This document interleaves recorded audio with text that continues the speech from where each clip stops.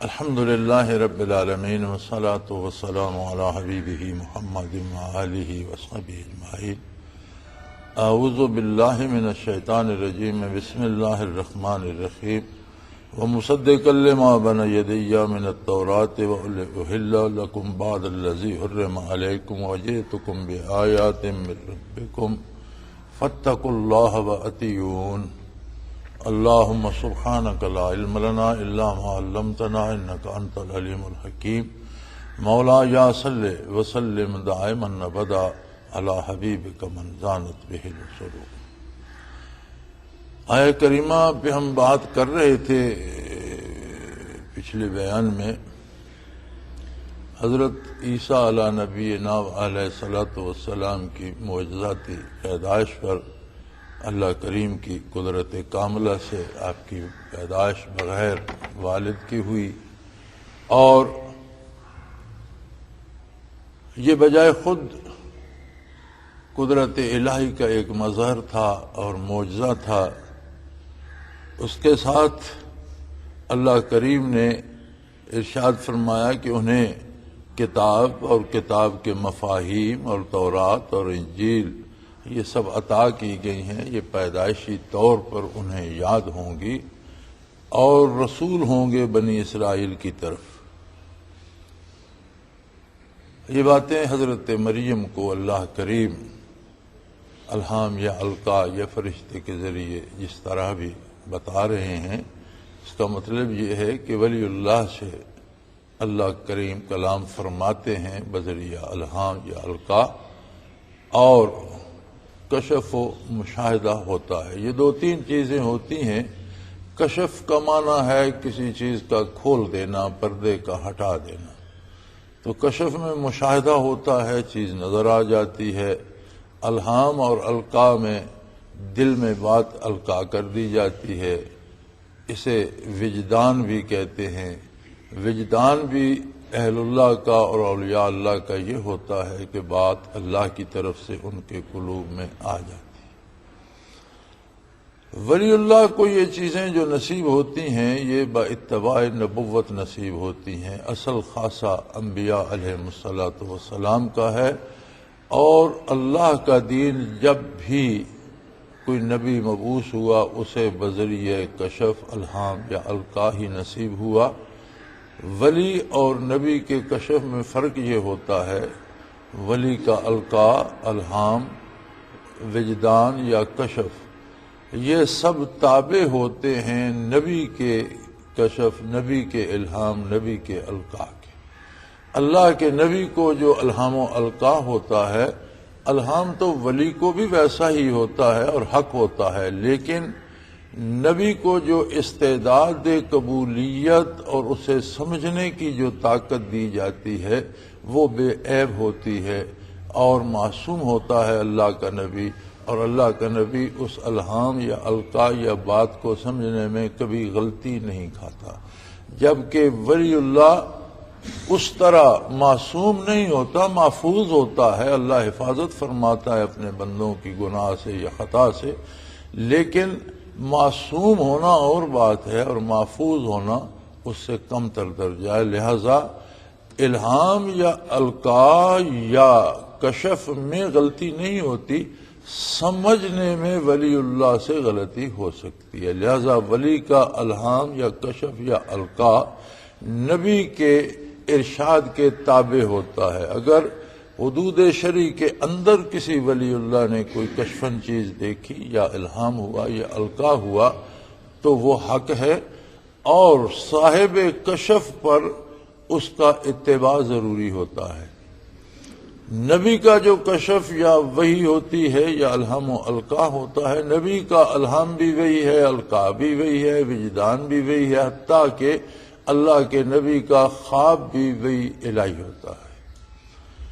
ولی کو جو کشف یا الہام یا القاء یا وجدان ہوتا ہے وہ خود اگر حدود شرع کے اندر ہے تو صاحب وجدان یا صاحب کشف اس کے ماننے کا مکلف ہے، کوئی دوسرا کسی دوسرے کے کشف کے ماننے کا مکلف نہیں ہے۔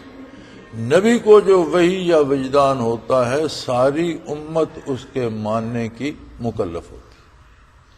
نبی پر جو حکم آتا ہے، یہ نبی کا جو مشاہدہ ہے، یہ نبی جو ارشاد فرماتا ہے، جو کچھ نبی سمجھتا ہے، اس کا مکلف صرف اللہ کا نبی نہیں ہوتا، بلکہ اس کی ساری امت اس پر عمل کرنے کی مکلف ہوتی۔ ولی کو جو مشاہدہ ہوتا ہے وہ ذاتی طور پر اگر وہ حدود شرع کے اندر ہے تو اسے ماننے کا مکلف ہے، دوسرے لوگ اس کے کشف کو ماننے یا اس پر عمل کرنے کے مکلف نہیں ہوتے۔ یہ بین اور واضح فرق ہوتا ہے، اور یہی ہوتا ہے علم لدنی وعلمناہ من لدنا علما، ہم نے اس کو اپنی طرف سے علوم عطا کر دیے۔ اور انبیاء علیہم السلام کو ہمیشہ وحبی اور لدنی علوم عطا ہوتے ہیں۔ اللہ کا کوئی نبی بھی دنیا میں کسی کا شاگرد نہیں ہوتا، کسی سے علوم، کسی انسان سے علوم حاصل نہیں کرتا، کسی فرشتے کا شاگرد نہیں ہوتا، براہ راست اللہ کریم سے علوم حاصل کرتا ہے۔ چنانچہ اس میں ارشاد فرمایا گیا وَيُعَلِّمُهُمُ الْكِتَابَ وَالْحِکْمَةَ کہ ہم عیسیٰ علیہ السلام کو ان کی ولادت کے ساتھ ہی کتاب کے علوم عطا کر دیں گے، حکمت، دانائی، مفاہیم کتاب، کتاب کی تشریح و تفسیر انہیں عطا کر دیں گے، تورات اور انجیل آسمانی کتابوں کے علوم ان کے دل میں سمو دیں گے، اور انہیں وہ رسول ہوں گے بنی اسرائیل کی طرف، اور انہیں ارشاد فرمائیں گے انی قد جئتکم بآیات من ربکم، میں تمہارے پاس اللہ کی طرف سے معجزات لے کر مبعوث ہوا ہوں۔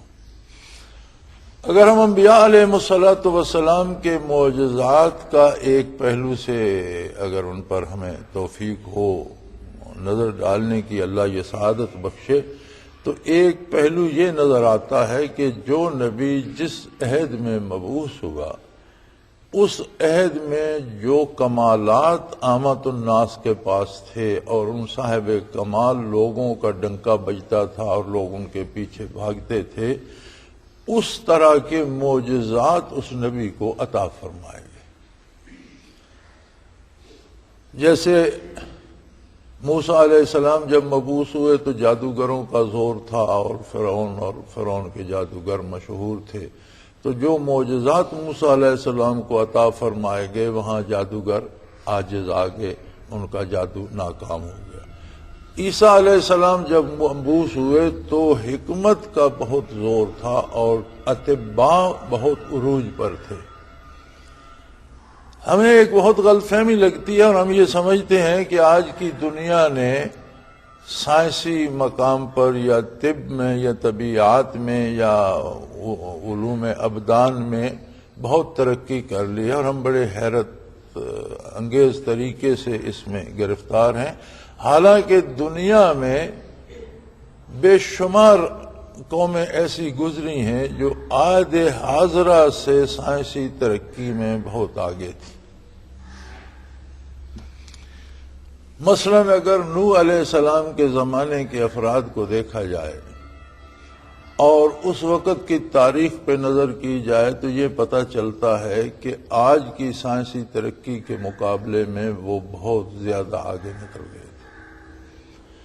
انہوں نے آج ہم نے سورج کی شعاؤں سے لیزر ایجاد کیا اور بڑی دیر بعد آج بہت جدید طریقے سے ہم روشنی سے شعاع لے کر لیزر کو استعمال کر رہے ہیں۔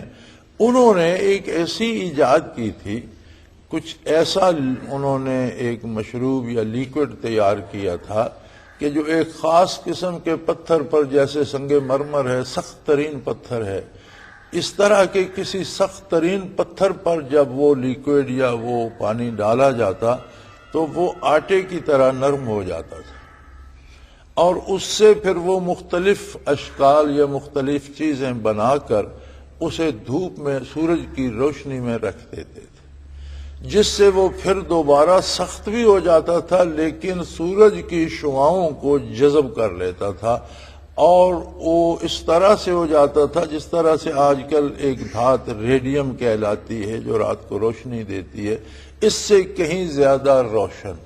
اور جب رات ہوتی تھی، تاریکی ہوتی تھی، تو وہ پتھر اس طرح روشنی دیتے تھے کہ آج کل کی جو لائٹیں بجلی کی ہم نے سڑکوں پہ لگا رکھی ہیں، اس سے زیادہ روشن وہ ہوتے تھے، لہذا وہ ان پتھروں کو گھروں میں نصب کرتے، راستوں میں نصب کرتے، شاہراہوں پہ نصب کرتے تو ان کی راتیں بھی جگمگا اٹھتی تھی۔ اس تفصیل میں اگر جائیں تو یہ بہت لمبی ہے، لیکن ان کی یہ جو مادی ایجادات تھیں اور سائنسی جو ترقیاں تھیں، یہ ایک بہت بڑا سبب تھی انہیں نوح علیہ السلام کی بات ماننے سے روکنے کا۔ وہ سمجھتے تھے کہ سب کچھ تو ہمارے ہاتھ میں ہے، اتنے کمالات ہم کر لیتے ہیں اور یہ بندہ ہمیں پھر واپس ترقی کی اس منزل سے ہمیں ہٹا کر یہ واپس قدامت پسندی کے دور میں لے جاتا ہے، اور ہم پھر سے داڑیاں بڑھائے پھریں اور ہاتھ منہ دھوتے پھریں اور بار بار وضو کرتے پھریں، اور ایک پرانی رسم ہے ہم نماز روزے کرتے پھریں، یہ تو قدامت پسندی ہے۔ تو وہ بھی تہذیب جدید کے اتنے گرفتار تھے کہ 950 سال کی اللہ کے رسول کی تبلیغ انہیں متاثر نہ کر سکی۔ بعض روایات میں ہے کہ جب طوفان آیا اور حضرت نوح علیہ السلام نے تمام مسلمان مرد و زن کشتی میں سوار کیے تو ان کی تعداد 80 کے لگ بھگ تھی۔ یہ حاصل تھا 950 سال کی محنت کا کہ وہ مادی ترقی کے اس قدر اسیر ہو گئے تھے کہ وہ دین کو، اسلامی عقائد و نظریات کو، آخرت کو، حشر نشر کو، برزخ کو وہ سمجھتے تھے یہ تو پرانے خیالات ہیں، اور جن لوگوں کے پاس مادی ترقی نہیں تھی اس طرح سے وہ سوچا کرتے تھے، جن کے پاس دنیا کی کوئی نعمت نہیں تھی وہ اس طرح سے سوچا کرتے تھے کہ ایک اور جہان ہوگا اور اس میں ہمیں بہت خوشیاں ملیں گی، بہت نعمتیں، کیونکہ ان کے پاس دنیا پہ تھا کچھ نہیں تو اپنا دل خوش کرنے کے لیے اس طرح کے تصورات سوچ لیا کرتے تھے۔ اور یہی مسئلہ ہمارا آج کا بھی ہے، بلکہ میں آج بھی یہ ایک اصطلاح پڑھ کر ایک کالم میں تو بڑا حیران ہو رہا تھا، ایک اصطلاح رواج پا گئی ہے ہم میں، اسلام پسند۔ اسلام پسندوں نے یہ کیا، اسلام پسندوں نے وہ کیا۔ اس اصطلاح کا مفہوم کم از کم میری سمجھ میں نہیں آ رہا۔ اسلام پسندی یا اسلام ناپسندی دو ہی راستے ہیں۔ جسے اسلام پسند نہیں ہے وہ اسلام قبول نہ کرے، بات ختم ہو گئی۔ کوئی اسلام میں زبردستی تو ہے نہیں کہ زبردستی کسی پہ اسلام ٹھونسا جائے، لہذا دو ہی ہیں، یا مسلم ہے یا کافر ہے۔ جو اسلام کو قبول کرتا ہے وہ پسند کیسے نہیں کرتا، اگر پسند نہیں کرتا تو قبول کیوں کرتا ہے؟ یہ بات، یہ فلسفہ آج کا جو ہے نئی تہذیب کا، یہ کم از کم میری سمجھ میں نہیں آ رہا کہ مسلمان بھی ہے اور اسلام پسند نہیں ہے، یعنی اسلام کو ناپسند کرتا ہے۔ کمال ہے، عجیب بات ہے، جو بات آپ کو پسند نہیں ہے آپ وہ اپنے گلے کیوں ڈالتے ہیں؟ یہی مسئلہ اسلام پسندی اور ناپسندی کا نوح علیہ السلام کی قوم کو تھا، اور وہ کہتے تھے کہ ہم ترقی کی اس منزل پر ہیں کہ ساری نعمتیں، ساری راحتیں ہمارے قدموں میں ہیں، اور یہ کس طرح ہو سکتا ہے کہ ہم واپس اس دور میں چلے جائیں جو قدامت پسندوں کا تھا اور جو ترقی سے محروم لوگوں کا تھا، جن کے پاس دنیا میں کوئی راحت کا سامان تو تھا نہیں، نہ بجلی تھی، نہ انہیں کوئی دوسرے وسائل حاصل تھے، نہ اچھی سواریاں تھیں، نہ کنوینس تھی، نہ ٹیلی فون تھا، نہ کوئی ٹیلی ویژن تھا۔ تو جنہوں نے پتھروں کو روشنی دے دی تھی انہوں نے اور کیا کیا ایجاد کیا ہوگا۔ آج تک ابھی ہماری سائنس اس جگہ نہیں پہنچی کہ کوئی ایسا پتھر ایجاد کر دے کہ ہم اس بجلی کی مصیبت سے چھوٹ جائیں، وہ اس سے بہت آگے نکل گئے تھے۔ اسی طرح آپ اہرام مصر کو دیکھ لیجئے، جن میں جو چھوٹا پتھر ہے وہ بھی کم از کم 2 ٹن کا تو ہے یا 2.5 ٹن کا ہے، اور 15 ٹن کے پتھر لگے ہوئے ہیں، اور اس طرح سے لگے ہوئے ہیں کہ صدیاں گزر جانے کے باوجود ابھی تک ان کے جوڑ نظر نہیں آتے، اور کس بلندی تک لگے ہوئے ہیں۔ پھر یہی نہیں، اس میں جیومیٹری کا اور سورج کی شعاؤں اور روشنی اور شعاؤں کے زاویے کا استعمال کیا گیا ہے، اور اگر ان اہرام کے اندر آپ کوئی بھی مردہ چیز رکھ دیں یا کوئی بلی چوہا مر جائے تو وہ از خود اس کا جو وجود ہے وہ خراب نہیں ہوتا بلکہ وہ ممی بن جاتا ہے۔ وہ اثر ہے جو سورج کی شعاعیں اس پر احرام پر اتنی بڑی عمارت ہے اور اتنے بڑے بڑے پتھر ہیں، چٹانیں لگی ہوئی ہیں، لیکن اس کا جیومیٹریکلی اور سورج کی شعاؤں کی رفتار اور ان کے زاویے اور اس عمارت کے زاویے کے درمیان اس طرح کا ربط کیا گیا، اور اس میں سائنسی کمال یہ ہے کہ جو سورج اس پر سے گزرتا ہے، ہر زاویے سے جو شعاعیں پڑتی ہیں وہ اس کے اندر کی چیز کو متعفن نہیں ہونے دیتی۔ ہم نے آج ڈیپ فریزر اور فریج اور یہ ایجاد کی، اور اس کے لیے ہمیں بجلی کی ضرورت پڑی، اور انہوں نے اتنے بڑے پہاڑ بنا دیے جن میں فریزنگ کی خصوصیات موجود ہیں اور کسی بجلی کی ضرورت نہیں، سورج کی شعاؤں کو استعمال کرتے ہیں۔ کیا ان کی سائنس ہماری سائنس سے بہت آگے نہیں تھی؟ یہی حال طبابت کا تھا عیسیٰ علیہ السلام کی ولادت اور بعثت کے۔ آپ کی ولادت و بعثت یکجا ہے، تو آپ کے زمانے میں اطباء عروج پر تھے۔ جس طرح نبی کریم صلی اللہ علیہ وآلہ وسلم کی جب بعثت ہوئی تو بلاغت و فصاحت میں عرب اس مقام پر تھے کہ باقی دنیا کو عجم یعنی گنگوں کا جہان کہتے تھے، اور عرب اٹھتے بیٹھتے بلکہ غلام اور کنیزیں سوال جواب میں وہ شعر کہہ دیا کرتی تھیں جو آج بھی ادب کی زینت ہے۔ کسی سے پانی مانگو یا کسی سے کوئی بات کہو تو جواب میں وہ شعر کہہ دیتی۔ حضرت امام شافعی رحمۃ اللہ تعالی علیہ کے پاس ایک کنیز تھی، کوئی شخص آپ سے ملنے آیا اور حضرت آرام فرما رہے تھے، تو اس نے کہا کہ جی میرا نام عبداللہ ہے، اور حضرت جب بیدار ہوں تو میری حاضری لگوا دیجیے گا، اطلاع کر دیجیے گا کہ میں حاضر ہوا تھا۔ تو جب حضرت باہر تشریف لائے یا بیدار ہوئے آرام سے، تو اس نے عرض کی کہ حضرت جاء عبداللہ، بندے کا نام عبداللہ تھا لیکن اس کی ایک آنکھ میں سفیدی تھی، تو اس نے عرض کی حضرت جاء عبداللہ، کہ عبداللہ حاضر ہوا تھا۔ تو آپ نے حیرت سے پوچھا کہ عبداللہ ہوگا تو تم اسے عبداللہ کیوں کہے؟ تو اس نے کہا فی عین ہی نقطہ، اس کی ایک عین میں آنکھ میں نقطہ تھا۔ عین پر نقطہ ڈالیں تو غین بن جاتی ہے۔ آپ ذرا ادبی ذوق دیکھیں کہ اس نے سارا تعارف صرف نام میں کرا دیا کہ حضرت جاء عبداللہ، آپ نے فرمایا عبداللہ یا عبداللہ؟ اس نے عرض کی فی عین ہی نقطہ، کہ اس کی آنکھ میں اس کی عین میں نقطہ تھا، اور نقطے سے عین تو غین بن جاتی ہے عبداللہ، یعنی جس کی آنکھ میں سفیدی ہے، پورا تعارف ایک جملے میں کرا دیا۔ تو یہ ادب جو تھا، فصاحت و بلاغت جو تھی، وہ اپنے کمال پر تھی عرب میں۔ حضور نبی کریم مبعوث ہوئے تو آپ ایک چھوٹے چھوٹے جملے میں معانی کے جہان سمو دیے، اور بڑے سے بڑے جو تھے ادیب اور شاعر اور فصیح و بلیغ لوگ عاجز آ گئے، حتیٰ کہ دعوت دی قرآن نے کہ ادب میں تم بہت کمال پر ہو، ذرا قرآن کی طرح کا ایک جملہ تو بنا کر دکھاؤ۔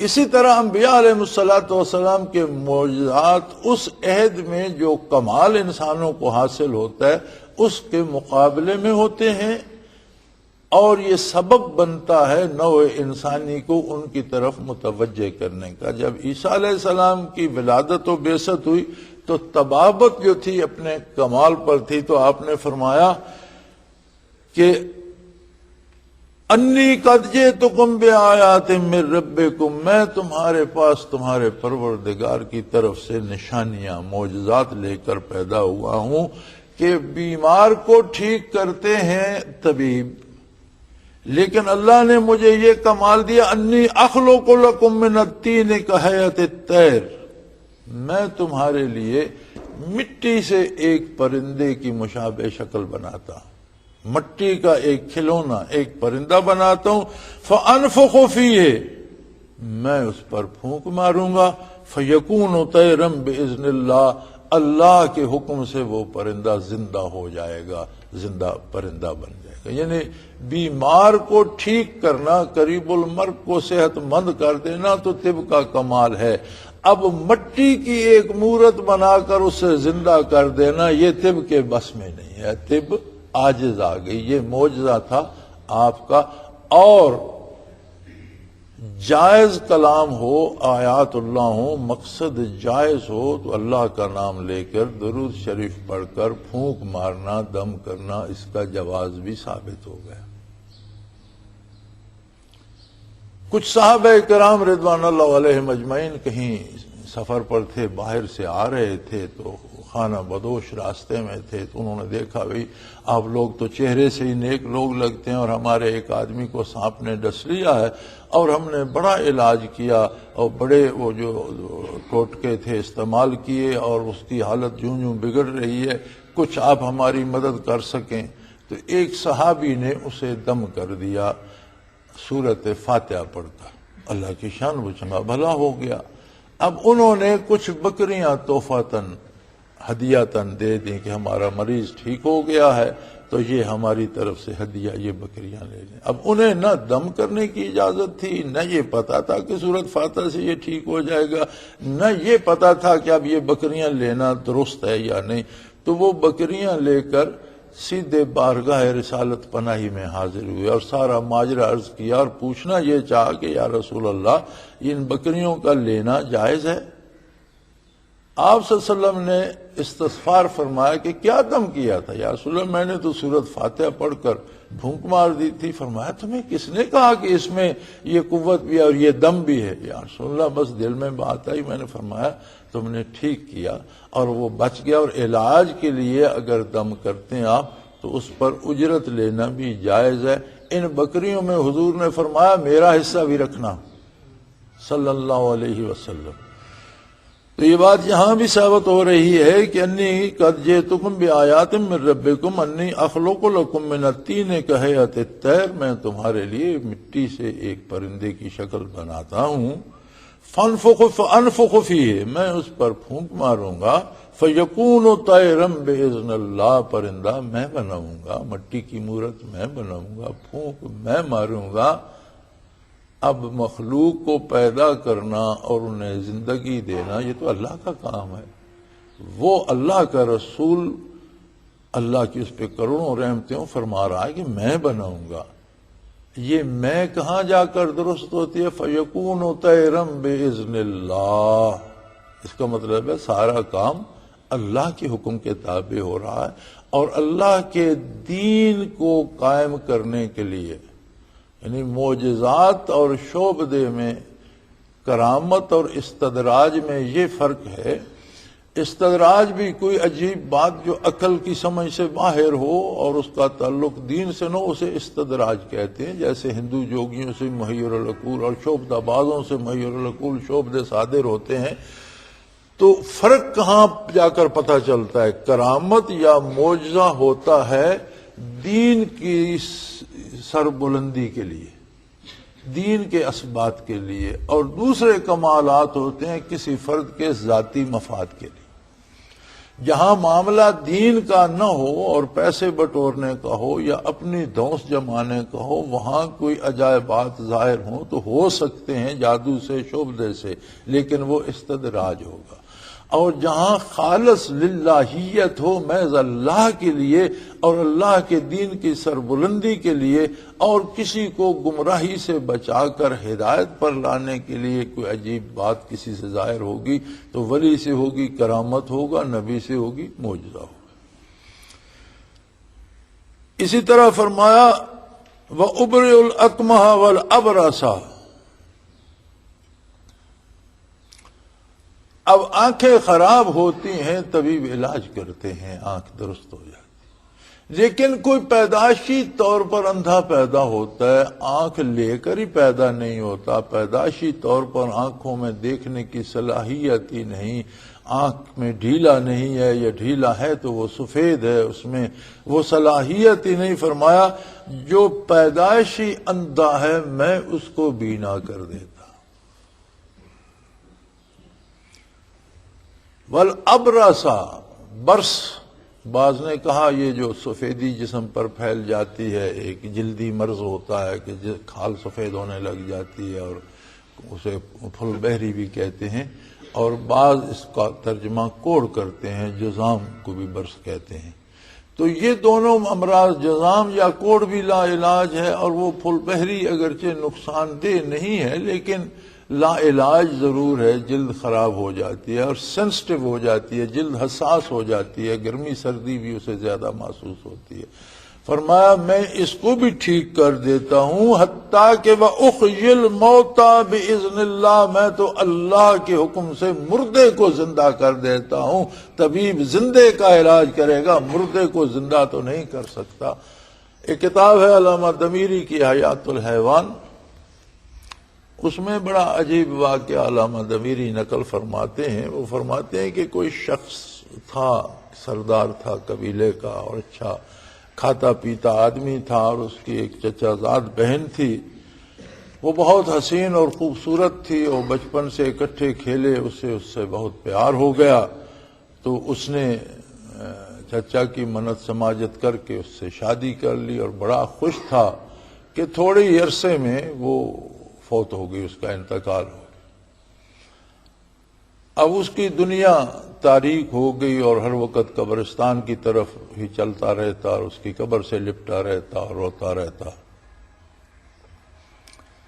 وہ فرماتے ہیں عیسیٰ علیہ السلام کا گزر ہوا، تو وہ اس قبرستان میں گھوم رہا تھا، تو آپ نے پوچھا کہ تم بظاہر تو اچھے کھاتے پیتے آدمی نظر آتے ہو، لباس سے بھی، حلیے سے بھی، شکل سے بھی، پریشان کیوں ہو؟ اس نے سارا ماجرا عرض کیا کہ اس طرح سے میری بیوی فوت ہو گئی ہے۔ تو آپ نے فرمایا مجھے قبر دیکھو، میں اللہ کے حکم سے زندہ کر دیتا ہوں۔ وہ بڑا خوش ہوا، اور اس پریشانی میں کسی اور قبر پر لے گئے۔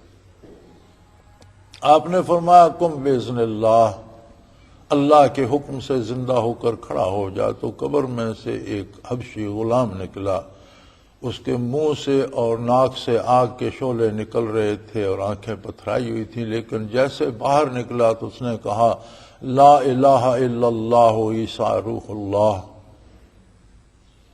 تو وہ آگ سرد ہو گئی، اس نے اسلام قبول کر لیا۔ تو حضرت عیسیٰ علیہ السلام نے فرمایا بھئی یہ تو یہ غلام ہے۔ تو کہنے لگا جی میں بھول گیا ہوں، میں اس گھبراہٹ میں، وہ ساتھ والی قبر ہے۔ آپ نے اس غلام سے کہا کہ بھئی چلے جاؤ جہاں سے آئے ہو۔ وہ واپس قبر میں داخل ہو گیا۔ اب دوسری قبر پہ آپ نے حکم دیا قم باذن اللہ، اللہ کے حکم سے جی اٹھو۔ تو وہ لڑکی جی اٹھی، بہت خوش ہوا، وہ آپس میں مل گئے۔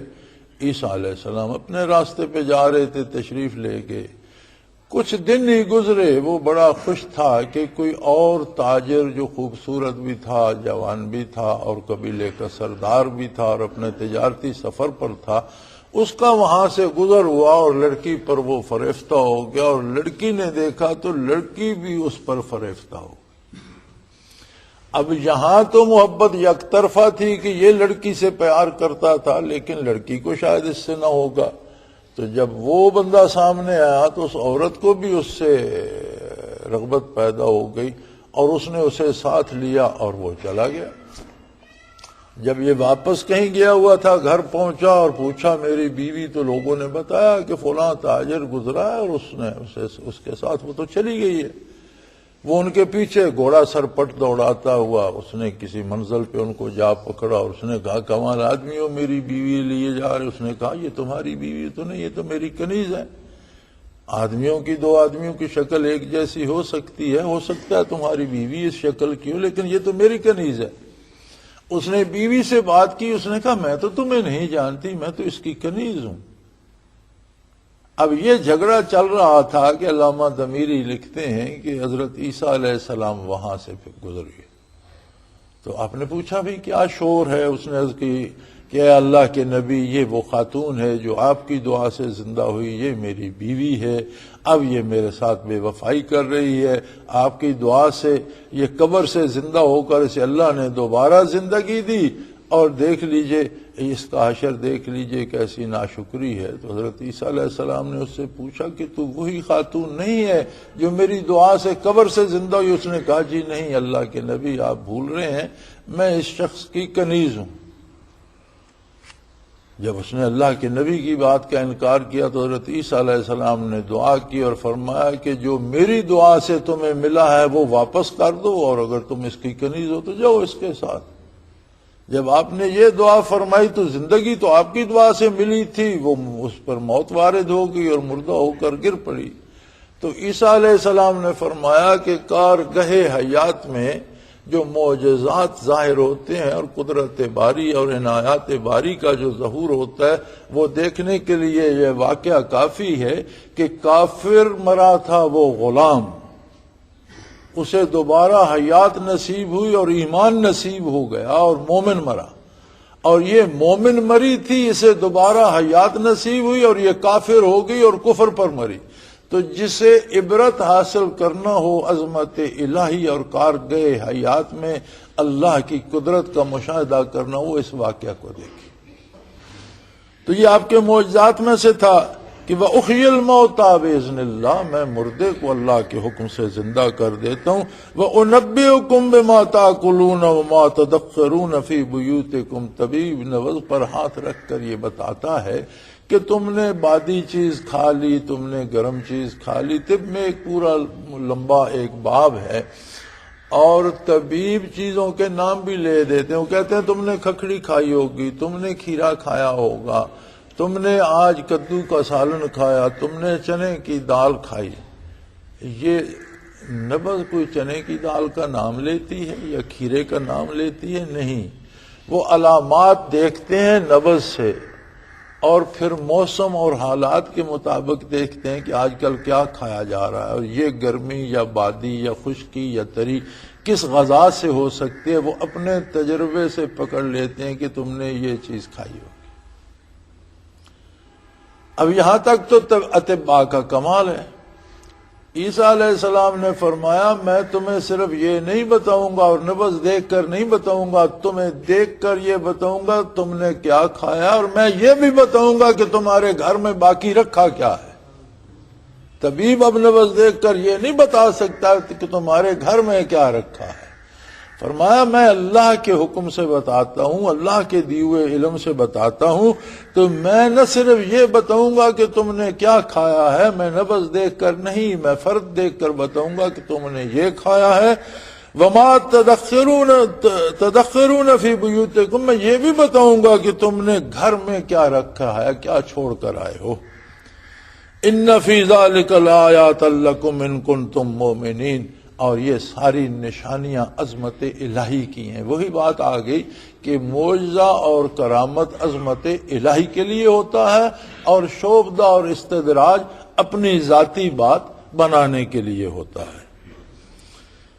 فرمایا وَمُصَدِّقًا لِمَا بَيْنَ يَدَيَّ مِنَ التَّوْرَاةِ، اور سب سے بڑی بات یہ ہے کہ جو حقائق مجھ سے پہلے آسمانی کتابوں نے بیان فرمائے ہیں، جو خبر مجھ سے پہلے آسمانی کتابوں نے دی ہے، میں اسی خبر کی تصدیق کرتا ہوں۔ یہ میرے سارے معجزات، یہ سارے کمالات نبوت، یہ ساری برکات نبوت انسان کو انہی باتوں کی طرف، عظمت الہی کی طرف، اس کی توحید کی طرف، اس کی ذات، اس کی صفات کی طرف، آخرت کی طرف، حساب کتاب کی طرف، جو تعلیمات تمام انبیاء کی ہیں انہی کی طرف میں تمہیں بلاتا ہوں اور اس کی تصدیق کرتا ہوں۔ ہاں، احکام کی بات الگ ہے، تم پر بعض احکام سختی سے اللہ نے تمہارے گناہوں کی وجہ سے نافذ کر دیے تھے، اور بعض اچھی چیزیں تم پر حرام کر دی تھی۔ عجیب عجیب احکام ان کی کوتاہیوں اور گستاخیوں کی وجہ سے بعض جانوروں کے ان کے لیے یہ کر دیا گیا کہ اس کی پیٹھ کا گوشت تمہارے لیے حلال ہے، باقی سارا بدن حرام ہے۔ اب یہ ایک عجیب بات، اللہ کی طرف سے ایک امتحان آ گیا کہ ایک پورا بکرا یا دمبا کوئی ذبح کرتا ہے تو 2-2.5 کلو گوشت جو پیٹھ پر ہے وہ کھا سکتا ہے، باقی سارا اسے ضائع کرنا پڑ گیا۔ تو اس طرح کی پابندیاں تھیں ان پر، تو فرمایا وَلِأُحِلَّ لَكُمْ بَعْضَ الَّذِي حُرِّمَ عَلَيْكُمْ، تم پر اس طرح کی جو چیزیں حرام ہیں، جو اللہ نے تمہاری گستاخیوں اور تمہاری کوتاہیوں اور تمہاری لفظوں کی وجہ سے بطور سزا تم پر کر دی تھی، وہ چیزیں میں تم پر اللہ کے حکم سے حلال کرتا ہوں جو تم پر حرام، یعنی تمہیں ان مصیبتوں سے نجات دلاتا ہوں، وجئتکم بآیات من ربکم، اور میں اللہ کی طرف سے بے شمار نشانیاں لے کر تمہارے پاس آیا ہوں۔